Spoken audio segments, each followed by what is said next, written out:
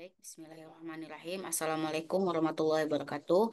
Alhamdulillah wa kafa, wassalatu wassalamu ala rasulil mustafa wa ala alihi washabihi man ittaba amma ba'd.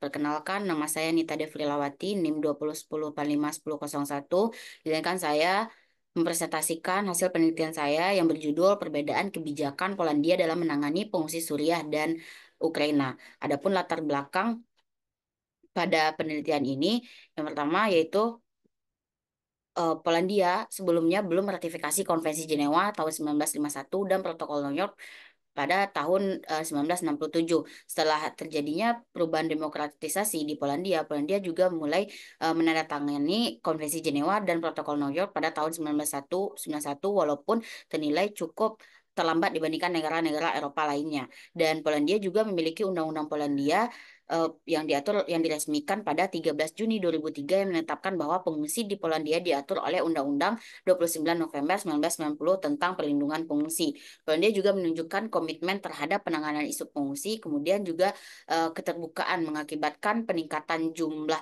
pengungsi yang masuk ke Polandia, terutama dari Suriah hingga tahun 2015. Dan terjadinya krisis pengungsi tahun 2015 menjadi titik awal dari penolakan Polandia terhadap pengungsi Suriah. Dan pada tahun 2020, 2 April, Polandia ini dinyatakan oleh Uni Eropa yaitu telah melanggar aturan dari Uni Eropa. Dan pada tahun 2022 terjadi juga krisis dari Ukraina, yang mana Polandia mengambil kebijakan yang lebih terbuka terhadap pengungsi Ukraina dibandingkan krisis pengungsi sebelumnya. Polandia juga dianggap sebagai salah satu negara yang paling banyak menerima pengungsi dari Ukraina. Terlihat bahwa adanya perbedaan sikap Polandia terhadap pengungsi Suriah dan Ukraina yang menunjukkan adanya dinamika dalam kebijakan luar negerinya Polandia, sehingga menarik untuk dilihat apa yang menjadi alasan Polandia melakukan hal demikian. Selanjutnya, terdapat rumusan masalah. Yang pertama, terlihat bahwa Polandia ini tidak memiliki konsistensi dalam menangani isu pengungsi di negaranya. Padahal dasarnya Polandia ini telah meratifikasi Konvensi Jenewa dan Protokol New York dan sejalan juga dengan Undang-Undang Polandia tahun 13 Juni 2003 yang menetapkan aturan pengungsi di negaranya. Namun secara implementasi tahun 2015 Polandia menolak Suriah dan juga Polandia juga dinyatakan resmi melanggar oleh Pengadilan Uni Eropa pada 2 April 2020. Pada tahun 2023 juga terjadi krisis, yaitu krisis Ukraina, dan Polandia mengeluarkan kebijakan untuk menerima Ukraina dan mengesahkan Special Act on Assistance pada tanggal 26 Maret 2022 sebagai bentuk dukungan kepada pengungsi Ukraina. Sehingga timbul pertanyaan penelitian mengapa Polandia menerapkan kebijakan yang berbeda terhadap fungsi Suriah dan Ukraina. Dan tujuan penelitian itu menganalisis alasan yang mendorong Polandia menerapkan kebijakan yang berbeda terhadap pengungsi yang berasal dari Suriah dan Ukraina. Manfaat penelitiannya diharapkan dapat menjadi pedoman bagi penelitian ke depannya dalam bidang hubungan internasional, khususnya terkait kebijakan luar negeri Polandia dalam menangani pengungsi Suriah dan Ukraina. Secara praktisnya, diharapkan dapat memberikan kontribusi pemikiran bagi para pembuat kebijakan seperti pemerintah Indonesia terkait dalam melihat bagaimana kebijakan Polandia dalam menangani isu pengungsi, khususnya juga pada pengungsi yang berasal dari Suriah dan Ukraina. Berikut juga adalah studi pustaka sebagai pedoman yang digunakan dalam penelitian ini. Selanjutnya kerangka konsep yaitu pada penelitian ini menggunakan Rational Choice dari Charles W. Kegley dan Shannon L. Blanton yang mana menekankan bahwa para pelaku kebijakan cenderung untuk membuat keputusan yang secara rasional dengan pertimbangkan alternatif-alternatif yang tersedia serta dampak yang akan terjadi dari setiap keputusan yang diambil dengan menekankan pada rasionalitas dan perhitungan konsekuensi. Konsep ini juga memiliki 4 indikator atau tahapan pembentukan kebijakan tersebut. Yang pertama itu problem recognition and definition. Yang mana pada proses pembuatan kebijakan luar negeri dimulai dengan pengenalan dan definisi masalah. Dalam konteks ini, para pembuat kebijakan perlu mengidentifikasi secara jelas karakteristik masalah tersebut dan memahami dampaknya terhadap kepentingan nasional untuk mencapai pemahaman yang objektif. Para pembuat kebijakan juga harus mengumpulkan informasi yang komprehensif tentang aspek-aspek relevan dari masalah. Tahap kedua itu goal selection, di mana setelah masalah diidentifikasi, langkah berikutnya dalam proses pembuatan kebijakan adalah penetapan tujuan ini atau goal selection. pengungsian. Dan para pembuat kebijakan harus menentukan dengan jelas tujuan-tujuan yang ingin dicapai melalui kebijakan yang akan diambil. Tujuan-tujuan ini dapat bervariasi tergantung pada sifat dan konteks masalahnya, tetapi biasanya mencakup aspek-aspek seperti keamanan nasional, stabilitas ekonomi, dan ideologi. Yang tahap ketiga adalah identification of alternative, di mana dalam proses pembuatan kebijakan adalah identifikasi alternatif-alternatif kebijakan yang dapat diambil untuk mencapai tujuan yang telah ditetapkan. Para pembuat kebijakan perlu mengidentifikasi dan mengevaluasi opsi kebijakan serta mempertimbangkan keuntungan dan kerugian dari setiap alternatif tersebut. Yang terakhir adalah choice, di mana setelah alternatif kebijakan telah diidentifikasi dan dievaluasi, langkah terakhir dalam proses pembuatan kebijakan adalah pemilihan kebijakan yang dianggap paling memenuhi kriteria-kriteria yang telah ditetapkan, yang mana pembuat kebijakan harus mempertimbangkan keuntungan dan kerugian dari setiap alternatif kebijakan, serta potensi konsekuensi jangka panjang dari keputusan yang diambil. Di sini Charles Beckley dan Shannon L. Blanton ini menggarisbawahi bahwa kebijakan luar negeri hadir berdasarkan pilihan dan pemikiran yang rasional dengan memperhatikan kemungkinan dari keuntungan dan kerugian yang pastinya akan berpengaruh pada kepentingan nasional. Selanjutnya adalah metode penelitian dengan pendekatan kualitatif, jenis deskriptif kualitatif, batasan penelitiannya itu 2015 dan 2022, unit analisisnya adalah perbedaan kebijakan Polandia dengan eksplanasi isu pengungsi Suriah dan Ukraina di level negara atau state. Nah, teknik pengumpulan data itu studi perpustakaan, teknik analisis data itu reduksi data, penyajian data, penarikan kesimpulan. Nah, berikut adalah sistemika penulisan bab satu sebagaimana yang telah dijelaskan sebelumnya, dan bab 2 itu akan menjelaskan terkait sejarah Polandia, di mana pembentukan identitas Polandia hingga akhirnya terbentuknya sejarah panjang seperti sekarang, dan melihat juga dinamika pengungsi yang ada di Polandia sedari dulu hingga sekarang. Dan yang bab ketiga akan menjelaskan terkait kebijakan eh, setelah meratifikasi Konvensi Jenewa, bagaimana penyelarasannya kepada kebijakan nasional. Dan selanjutnya juga akan melihat gimana sikap Polandia dalam menangani isi krisis 2015 dan krisis 2022. Dan bab 4 itu akan menjelaskan perbedaan kebijakan Polandia terhadap fungsi Suriah dan Ukraina berdasarkan rational choice sebagai konsep yang dipakai pada penelitian ini. Dan terakhir adalah bab 5 itu penutup yang akan berisikan kesimpulan dan saran. Selanjutnya bab 2 sejarah Polandia dan dinamika fungsi di Polandia. Dalam konteks historisnya, Polandia ini telah melalui berbagai tahap pembentukan identitas nasional sejak abad ke-10. Dimulai dengan pembaptisan Polandia oleh Raja Mieszko I pada tahun 966 yang menandai integrasi negara ini ke dalam komunis Kristen Eropa. Identitas nasional Polandia sangat dipengaruhi oleh agama Katolik yang berfungsi sebagai benteng budaya selama masa pendudukan asing dan sering mempengaruhi kebijakan imigrasi yang cenderung restriktif terhadap kelompok yang berbeda agama atau budaya. Selama era persemakmuran Polandia Lituania pun, sistem monarki elektif dan hak-hak istimewa bagi bangsawan memberikan pengaruh signifikan dalam pemerintahan dan politik dan memperkuat identitas nasional yang beragam. Setelah Perang Dunia Kedua pun, di bawah rezim komunis, identitas nasional Polandia dibentuk oleh penekanan pada kebebasan dan kedaulatan. Jadi jatuhnya komunisme pada tahun 89 memperkuat keinginan untuk melindungi kedaulatan yang baru diperoleh dan melalui kebijakan kontrol ketat terhadap perbatasan dan imigrasi. Identitas nasional modern pun di Polandia ini mencerminkan sejarah panjang, keanekaragaman budaya, dan semangat kebebasan serta kedaulatan. Selanjutnya itu bagaimana terkait dinamika pengungsi di Polandia. Jadi Polandia ini sejak sebelum Perang Dunia Kedua, Polandia telah menjadi tempat penampungan bagi berbagai kelompok pengungsi. Pada tahun ke-16 dan ke-17, negara ini menerima pengungsi Yahudi dari Eropa Timur, termasuk mereka yang melarikan diri dari penganiayaan di Eropa Barat dan Spanyol setelah Dekret Alhambra. Selama Perang Dunia Kedua, Polandia mengalami invasi dari Jerman Nazi dan Uni Soviet yang menyebabkan perpindahan besar-besaran penduduk dan pengungsian ke negara lain yang ada di Eropa.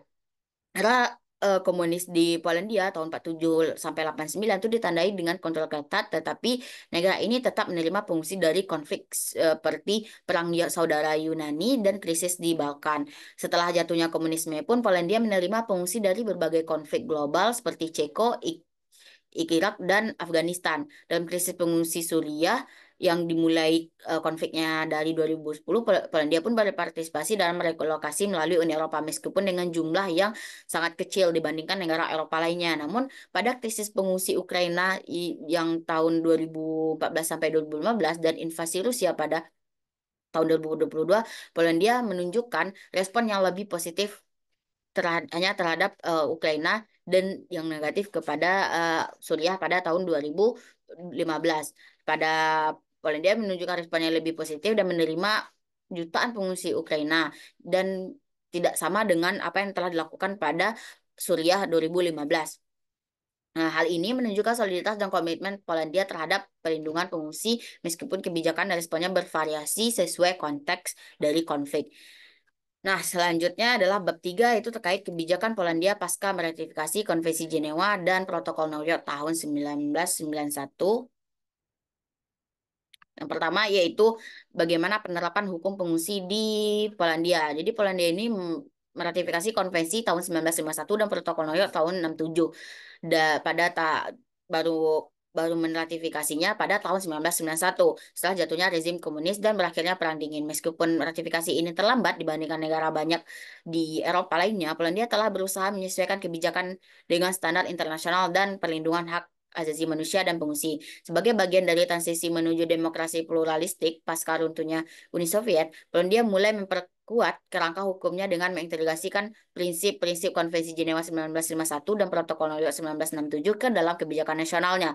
Hal ini mencakup penjaminan hak dasar pengungsi serta mendapat suaka, akses pekerjaan, pendidikan, dan layanan kesehatan lainnya. Pada 13 Juni 2003, Polandia mengesahkan undang-undang yang mengatur perlindungan internasional termasuk status pengungsi, perlindungan tambahan, dan perlindungan sementara. Undang-undang ini menetapkan prosedur permohonan suaka hak-hak pengungsi dalam pasal 3 sampai 19 dan pasal 45 sampai 49 serta mekanisme banding pada pasal 89 sampai 91.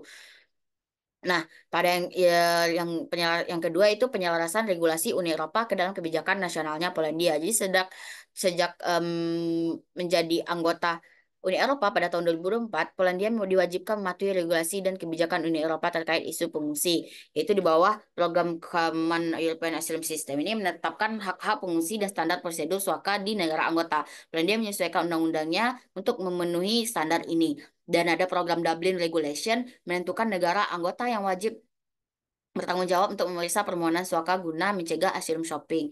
Dan Polandia juga memastikan akomodasi layanan dasarnya yang diurus oleh Polandia secara langsung. Polandia juga memiliki kantor urusan asing yang menangani proses suaka, memastikan kepatuhan terhadap regulasi Uni Eropa. Terakhir juga Polandia melakukan kerjasama internasional dengan UNHCR dan IOM. Dan Polandia bekerja sama dengan UNHCR dan YMI untuk meningkatkan perlindungan dan integrasi pengungsi melalui bantuan hukum, kemanusiaan, pelatihan bagi petugas imigrasi, dan juga mendukung kampanye kesadaran publik untuk mengurangi xenofobia. Dengan IOM sendiri menerima bantuan pelatihan bahasa, orientasi dukungan, dukungan psikososial, dan keterampilan kerja untuk pengungsi. IOM juga berperan dalam meningkatkan kemandirian ekonomi pengungsi dan terlibat dalam solusi jangka panjang seperti relokasi. Selanjutnya adalah penolakan Polandia atas pengungsi Suriah pada krisis 2015. Jadi konflik Suriah ini memaksa jutaan warga melarikan diri pada 2015 yang mana Eropa termasuk Jerman menghadapi lonjakan pengungsi Uni Eropa yang mengusulkan pengungsi yang masuk ke Uni Eropa dan Uni Eropa sendiri juga mengusulkan relokasi 160.000 pengungsi dari Italia dan Yunani.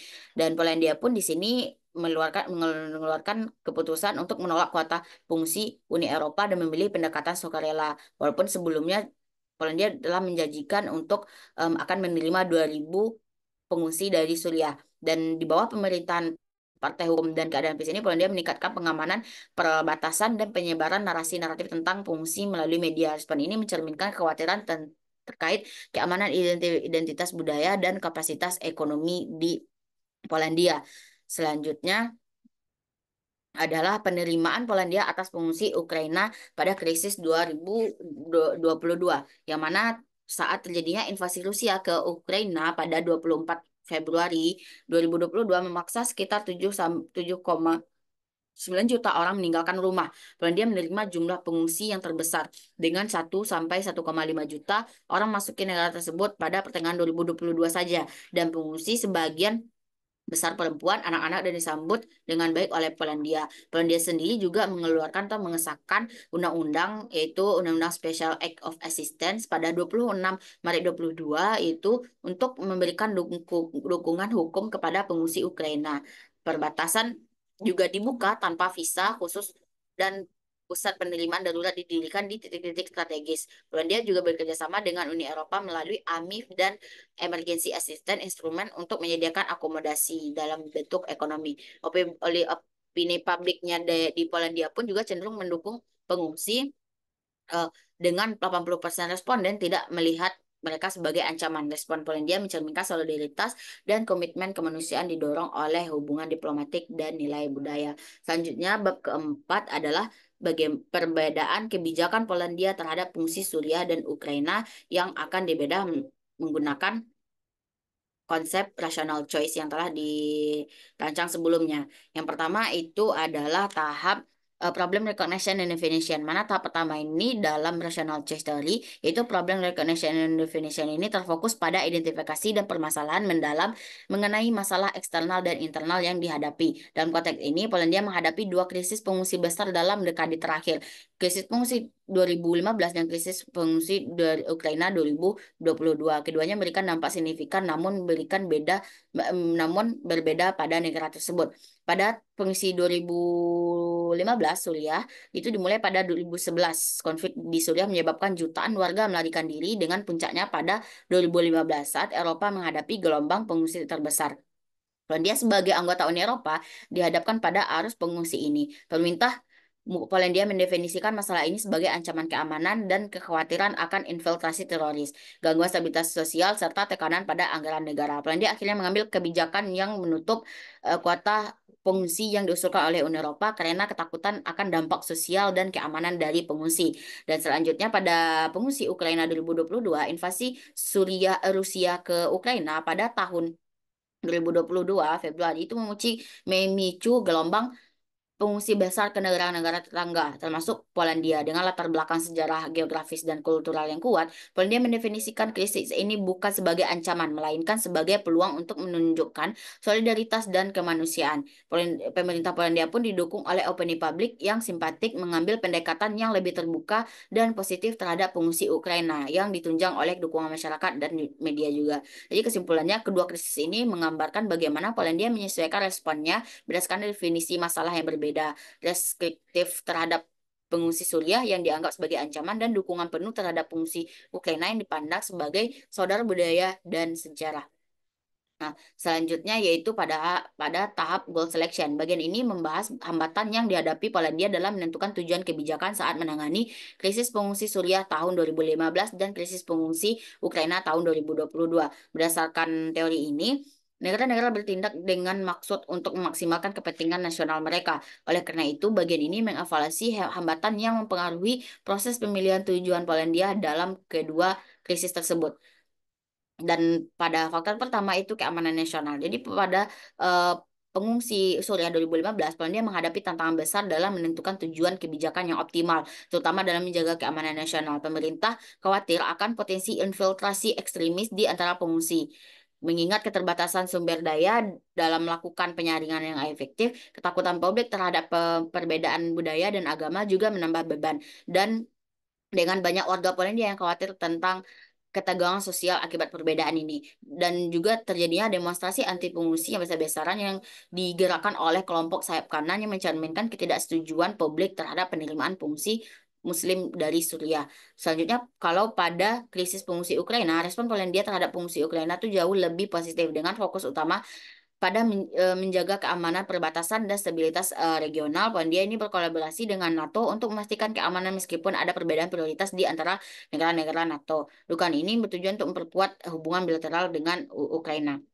Selanjutnya pada faktor ekonomi, itu pada krisis pengungsi Suriah, Polandia ini menghadapkan kekhawatiran bahwa masuknya pengungsi Suriah akan menambah beban anggaran negara, terutama dalam menyediakan kebutuhan dasar seperti tempat tinggal dan yang lainnya. Pemerintah khawatir akan dampak negatif pada kerja lokal, terutama dalam sektor pekerjaan dengan keterampilan rendah. Situasi ekonomi Polandia yang belum stabil juga pada saat itu, jadi memperkuat keputusan untuk menolak kuota pengungsi yang diusulkan oleh Uni Eropa.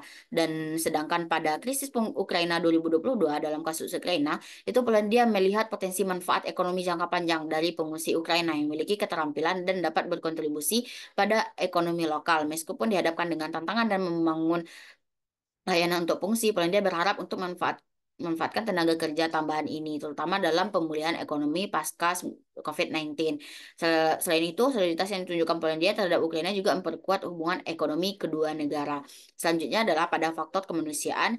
Kalau pada krisis Suriah 2015 sebagai anggota Uni Eropa yang menandatangani Konvensi 1951, Polandia ini memiliki kewajiban internasional seharusnya untuk menerima dan melindungi pengungsi dari manapun. Namun implementasi kewajiban ini terganggu oleh penolakan publik dan infrastruktur yang tidak memadai. Polandia tidak dapat memenuhi komitmen kemanusiaan seperti aturan Uni Eropa dan konvensi internasional karena tekanan dari masalah domestik. Selanjutnya itu krisis pengungsi Ukraina 2022 yang mana Polandia menunjukkan komitmen yang lebih kuat dalam memberikan bantuan kemanusiaan kepada pengungsi Ukraina termasuk penyediaan tempat tinggal dan lain-lain. Itu komitmen ini didukung oleh infrastruktur yang lebih baik dibandingkan sebelumnya dan dukungan dari lembaga-lembaga kemanusiaan yang lebih berkembang dibandingkan sebelumnya juga. Dan kesadaran publik yang lebih tinggi terhadap isu kemanusiaan juga mendorong dukungan terhadap pengungsi Ukraina dengan banyak warga lokal yang aktif dalam penyaluran solidaritas dan memberikan donasi. Polandia juga berkomitmen untuk mematuhi konvensi internasional dan menyediakan program-program yang membantu pengungsi beradaptasi dan berkontribusi dalam masyarakat Polandia. Selanjutnya, bagian ketiga yaitu ada identification of alternative, mana bagian ini akan menunjukkan bagaimana pemerintah Polandia mempertimbangkan berbagai alternatif sebelum membuat keputusan akhir, yang mana setiap alternatif ini memiliki dampak yang berbeda pada keamanan nasional dan ekonomi dan hubungan internasional. Yang pertama itu terkait kuota pengungsi dan pemilih suaka. Di mana alternatif pertama yang dipertimbangkan oleh pemerintah Polandia adalah menetapkan kuota pengungsi dan kebijakan pemberi suaka untuk pengungsi Suriah.